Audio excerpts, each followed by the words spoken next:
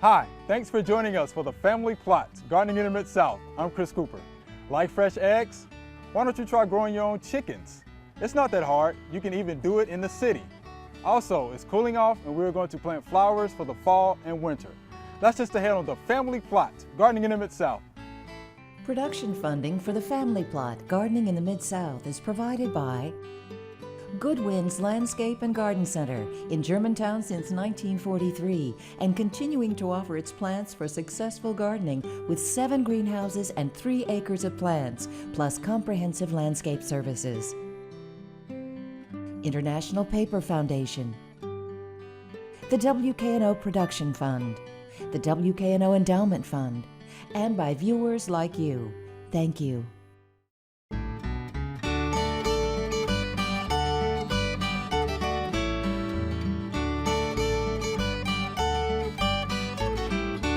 Welcome to the Family Plot. I'm Chris Cooper.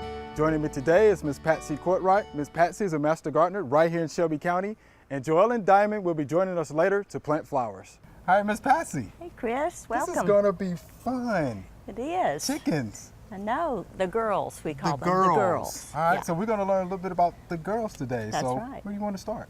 Well, I would like to show you inside the coop Okay. and different features in there. So, Okay. come right through the front All door. right. Hey, here they are. Girls. Hey. All right. This is the front porch, and it leads into the run over here, which Okay. is, if it's rainy or cold weather, they can go out there and get on the roosting poles and feel like they're outside somewhat. Okay. In the front porch, we keep food all the time. Mm-hmm. There's pellets, Right. and then behind you in that hanging bucket is Scratch, which is like a treat, like eating a candy bar for me, but Okay. the chickens like Scratch a lot. And also, they happen to be working on a, it's a like a suet bar for Sure, birds, okay. but it has dried mealworms and seeds in it. Okay. And you can hear them making noise because they're coming at it from both sides of the Right. They're fence. working on it pretty good too. So let's go in and see where the action happens Okay. as far Before as we laying go in, it. Ms. Patsy, though, let's talk a little Yeah. bit about your water right here. Well, chickens need fresh water all the time. Okay. So I have water outside, which I'll show you in a minute, and Okay. there's also water right here. Okay. And they get fresh water every day, sometimes twice a day. They scratch and it gets dirty and, you know, gets straw and things in it. So Okay. fresh water is very important. The right food is very important. Okay. And of course, when we go outside, I will talk to you a little bit about what they do all day long. Okay. All right. So we'll go Step in. inside. Let's step inside. Thank you. Excuse me, ladies. This All right. is where the nesting boxes are. I have 3 on each side, and there's some eggs that were I see laid that. in the last 2.5 days. So I left them there so you can see. Okay. Okay. The interesting thing, out of 6 boxes, the chickens all prefer one box to lay in. And sometimes one's in there and another one wants in there, and I heard a lot of squawking one day, and Okay. they just want the same box for Why is some that? reason. Yeah, I can tell because all the eggs are pretty much right there. How about that? So over here, by instinct at night, the chickens go inside Okay. at dusk, and they go up. So it's important to have a roosting pole that's Mm-hmm. up off the ground. So we, you know, since these girls are rather spoiled, they have ladders. They They have don't a have to ladder. How fly about that? up. They just climb up the ladder. Nice. And they sit up there very closely sometimes, especially in the winter, they get Okay. very close. And they do a lot of pooping at night. Okay, So that's what sure. these trays are for. And it's very easy. I take that old spatula and a recycle kitty litter box, Okay. and I just put my gloves on and scrape it off, put it in, and later that goes in the compost pile. Okay. And it's no smell, no odor. I mean, it's just takes about 5 to 6 minutes each day, and Wow. That's every day. every day. Okay. And if I'm out of town, I have someone who will come and do it for me. Okay. Good deal. So, okay. All right. Wanna go back out here? Hey, baby. Ladies. Baby. This is Checkers. Hey, checkers. Checkers is one of the only original hen that I have left. She's a New Hampshire Okay, red. Get you to go back here. Yeah. These What are do we have here? these are some of the happy hen treats, as they're Happy called. hen. This is a forage cake. It's very hard, and they have to work at it, so that's a chore for them, but they enjoy getting the goods. Okay. This is a treat cake. This one has seeds and mealworms, just like they were working on inside, but a different flavor. And these are just the dry mealworms, and I will show you what this means to them perhaps in a few minutes. Okay. Yeah. Okay. That'd be They nice to see. love these. Now, you also have bread.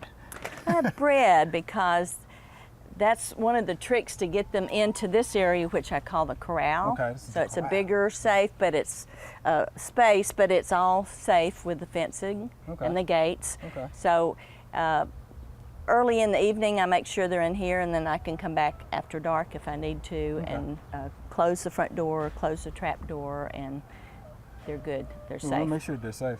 And what about your water here? This is just an outside source. I have another water source over in the pasture. Okay.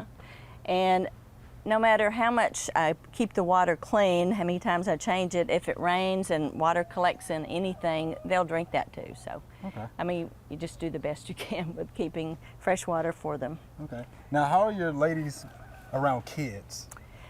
They're good. The kids love to come over and throw treats to them and So, watch not- them. yeah. They do peck sometimes, not because they're mean, but because they want the treat before you get it out of your Okay. hand sometimes. Okay.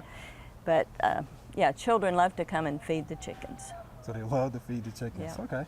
Now, you want to show us with the mealworms or with the bread? Or- yeah. Well, they're taking their little siesta under this bush, and also that bush is a safe place for them. If Okay. they hear a hawk or one of the predators, Okay. particularly hawks, they will run under there, and they also dig little dirt bath holes under there and outside. And in the mid-afternoon, they just kind of take a break, a siesta. But that's a safe place for them, or they'll come and get under this table or the water table out there if they hear something. So Okay. by instinct, they go for a safe place. Okay. Let me see if I can Siesta sounds good. huh? entice them out with some bread. I like the little siesta. Come here, girls. Come here. Come on. Come on. Come on. Here you go. Come on. Come on out. There you go. Yeah. You can have your own. A little bit harder for them to see on this Okay. straw. How about that? So this is a way I can entice them in if I need to Okay. leave before it's the right time to put them in the corral. Okay. So And from the pasture to the so corral I is how just you get lead it. them in with the bread, and then I can do whatever I need to do and feel safe about them. Okay. What time do you normally do that? Is there a certain time or? You know, Well, if day or- if I need to leave Okay. mid-afternoon, it's a little bit harder to get them in, but like I said, the bread bread and- works quite right. well. Okay. Usually I put them up a little bit before dusk, Oh, before dusk. before the raccoons and the possums and other predators tend to come out. So And like you mentioned earlier when we were talking wild dogs too, right? You know, something else you have to be I concerned lost about. 3 chickens on one day. That's maybe a year and a half ago, and I had a temporary fence up while we were sort of under construction, and 2 dogs without leashes and without, I don't know where they came from, but they took out 3 Wow. hens in one day. Okay. All right, Miss Patsy, what are you gonna do with the chickens though? These chickens are pets. Uh-huh. They do lay eggs. We do collect the eggs, Okay. and we give most of them away. And they're just fun to have. Okay. I grew up with chickens on a Yeah. farm, but they were not pets. They were just part of the livelihood. But these girls are definitely spoiled, I could tell. and they get lots of treats, and people enjoy coming to watch them. So that's no eating these girls. If No that's eating what these you're girls. asking. Oh, No, none of that. Strictly pets. That's right. All right. So the ladies in the city, right? That's right. Ladies in the city. Absolutely. All right, thank you, Miss Patsy. We appreciate that. You're welcome. Thank you, ladies. There are a number of gardening events going on in the next couple of weeks. Here are just a few that might interest you.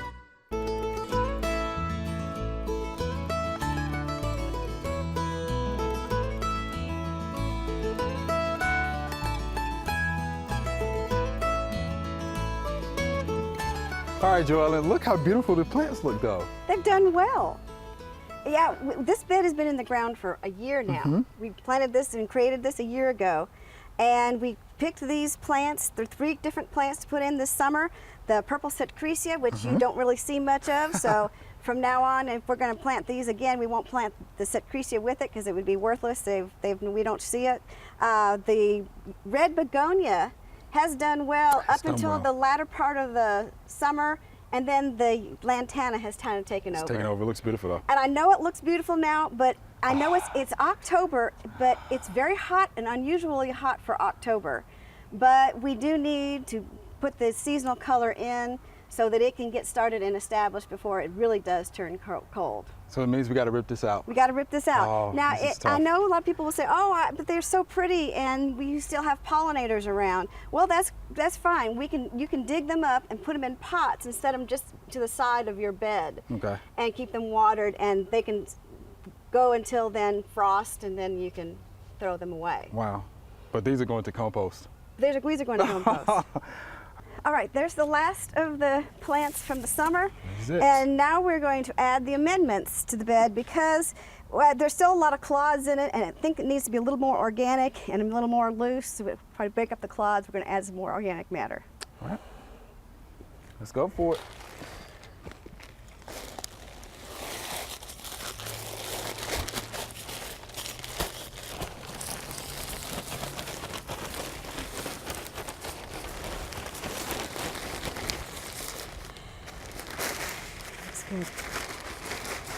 Now that we have the amendments out, we're going to start incorporating it into the existing soil. Okay. So we're just turning it over? Just turning it over. Fall is a good time to amend the bed because then the nutrients that are in the organic matter will then work in the soil while it's still warm through the winter, and it'll be ready for spring. Good. Well, now we've incorporated all the organic matter Okay. into the bed, and now we're going to smooth it out, and we're going to try to plant our daffodils again. We had daffodils in a row in the back Right, I here. remember. And they disappeared. Now, daffodils are one of the best perennial bulbs that you can buy and are very hardy in this area. Okay. So we're going to try it one more time.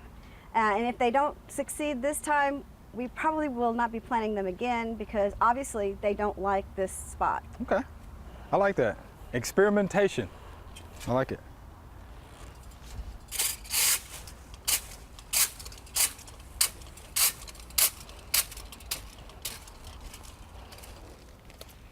Well, now we'll plant the bulbs. Let's make sure we put the right side up, the pointy end up. And then we want to plant them about 6 inches in the ground Okay. because this area is very wet. 6 inches. All right. Let's get it.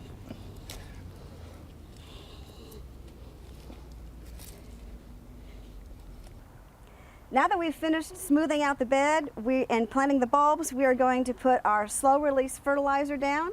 Then we're going to sweep the bed so it looks nice and then mulch. Okay.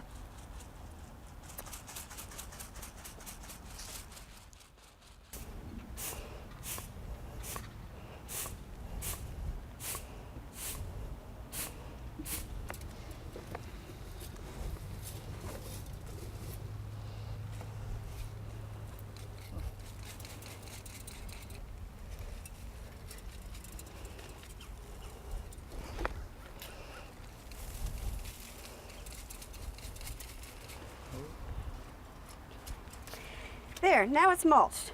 Next we're going to put in pansies and kale this year. Kale. Okay. Yeah, we're not going to put any other bulbs besides the daffodils in, but we are going to put some ornamental kale Okay. and some pansies. Okay.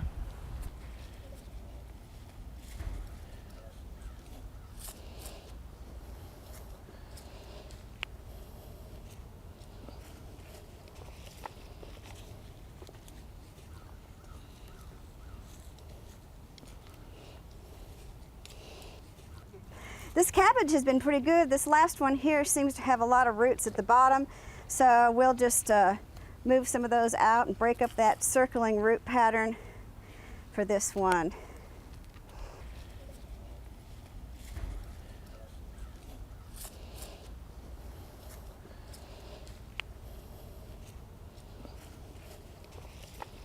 All right. now on to pansies. All right, so we have our pansies here, and remember that we kind of do a zigzag pattern in the ground. We're going to carefully take them out of the container. These don't have too many roots. We're going to move the mulch back a little bit and then plant the pansy. Don't bury the crown, just kind of up to it. And then we'll finish out each row, and since we have 2 colors, we're going to do strips of each color and alternate the colors. When you're using different patterns, and it's just easier to lay them out first so you know where they're going to go, and then you can always fill in if you see blanks later. All right, we've got 1 color laid out, so now we'll plant these, and then we'll lay out the other color and plant it. All right, let's go with it.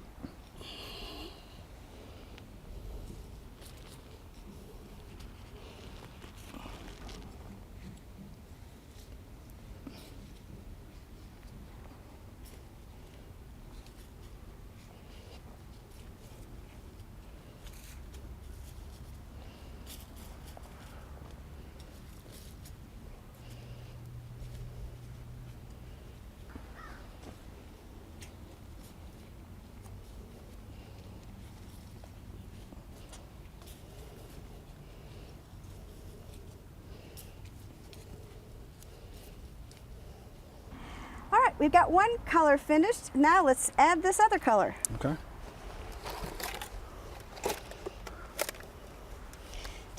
When you're laying them out, then think of triangles and space them so that they look like triangles when you get through, like every other.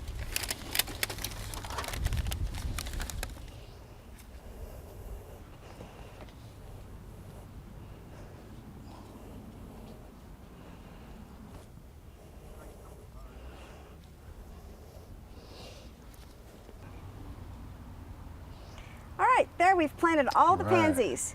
Now these will grow and be beautiful for the winter, but we do need to do one thing. We need to water Got to them. water. It's dry, and we haven't had rain, so we need to water. All right, once we get those watered in, can't wait to see what it looks like. Cool temperatures coming, they're going to be gorgeous. Late fall for the winter. Yes, It'll be good. Thanks, Joellen. Appreciate that. you're welcome. All right.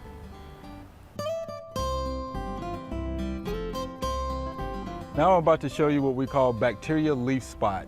As you can tell from this leaf, look at all of the spots. This is how you can tell this bacteria leaf spot. If you look closely, you can see the yellow halos around the necrotic area, okay? And necrotic just means decaying tissue. But again, it's the yellow halos, which are pretty well pronounced. Necrotic centers, bacteria leaf spot. Usually see this anytime you have a lot of rainy weather. The spores are in the air. They land on, of course, this leaf. You have high humidity. Right behind that, you get bacterial leaf spot. To control bacterial leaf spot, of course, you can use a copper-based fungicide or you can use Daconil. Please read and follow the label. All right, Joellen, here's our Q&A session. You ready? Ready? All right, here's our first viewer email with a picture. This plant is growing in my flower bed. It has beautiful white flowers. What is it? Oh, it looks like some type of allium. Allium tuberosum, that's what that is. I actually have that at home, so it's garlic chives. Oh, okay. Yeah, perennial, reseeds like crazy, but beautiful star-shaped flowers. Yes, But you know what I really like about it? It's the beneficials. There's always a lot of bees hovering around my garlic chives, so I actually like that. Real beautiful plant. Yeah. But it's real good. You know, Yeah. one of the herbs, you know, it tastes like part garlic and part onion. You know, it has the flat, Yeah. you know, grass-like leaves.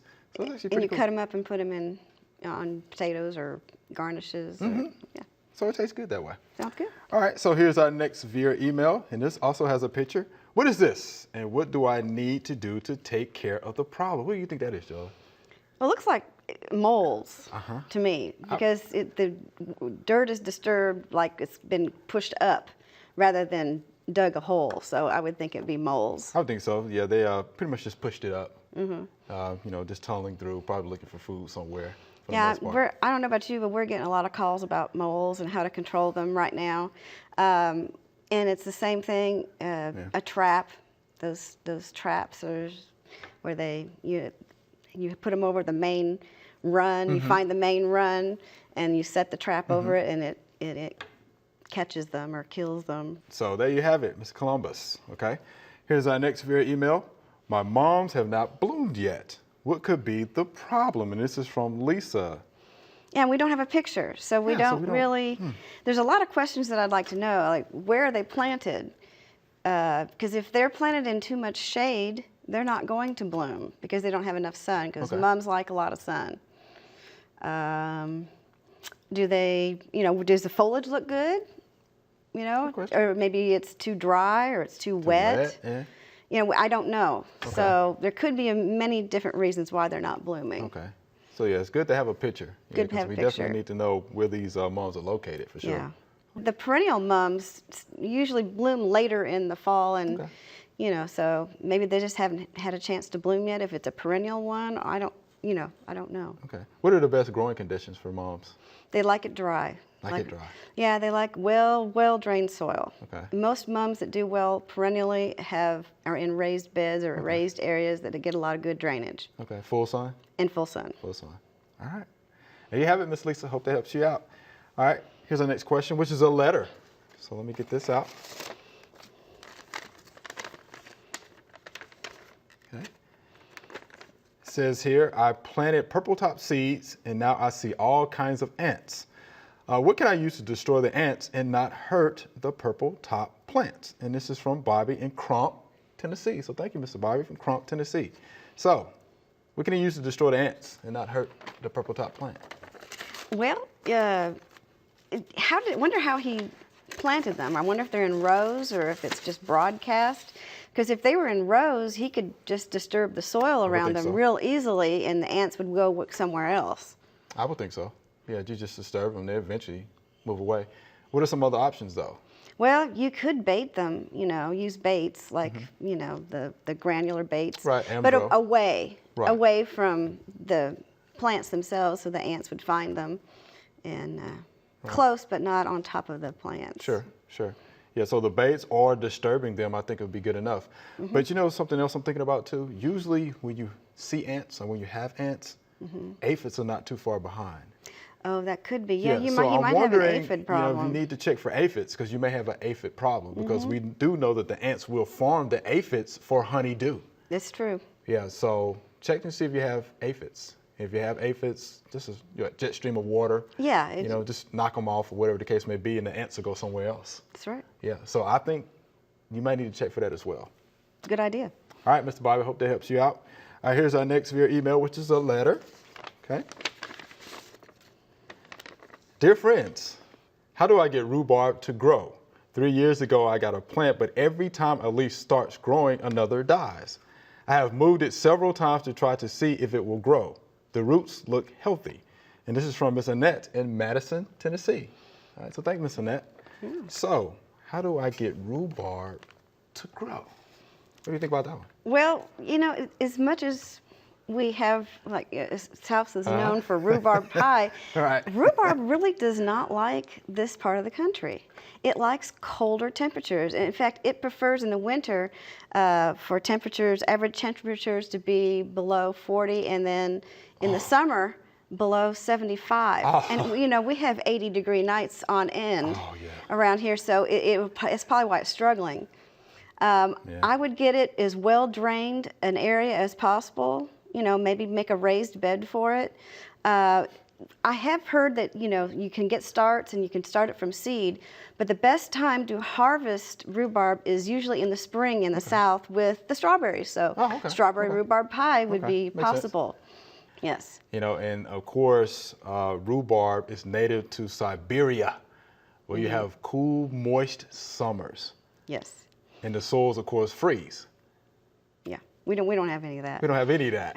Yeah, so, I'm not one to discourage folks from not trying to grow things, but do know that rhubarb they just don't like our conditions here. I think she just wants more than one stalk so she can harvest it, which would be nice. Which would be nice. So hopefully she can get that if maybe she puts it in a raised bed area so that it gets well drained and maybe has some afternoon shade. Okay. Maybe that might help too. That might help. Okay. Well, there you have it, Miss Annette. Hope that helps you out. So go forth and try to grow that rhubarb. All right. Thank you, Joella. We're out of time. Thank you. All right. Remember, we love to hear from you. Send us an email or letter. The email address is familyplot@wkno.org, and the mailing address is Family Plot, 7151 Cherry Farms Road, Cordova, Tennessee 38016. Or you can go online to familyplotgarden.com. That's all we have time for today. You can find more information on chickens and planting flowers on familyplotgarden.com. Thanks for watching. I'm Chris Cooper. Be sure to join us next week for the Family Plot, Gardening in the Mid-South. Be safe.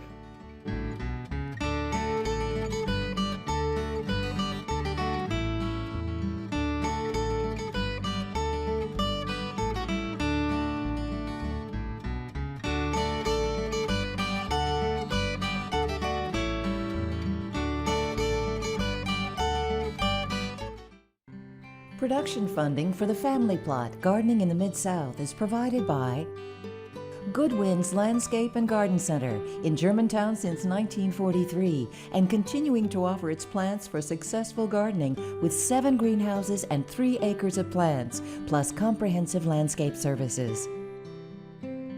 International Paper Foundation, the WKNO Production Fund, the WKNO Endowment Fund, and by viewers like you.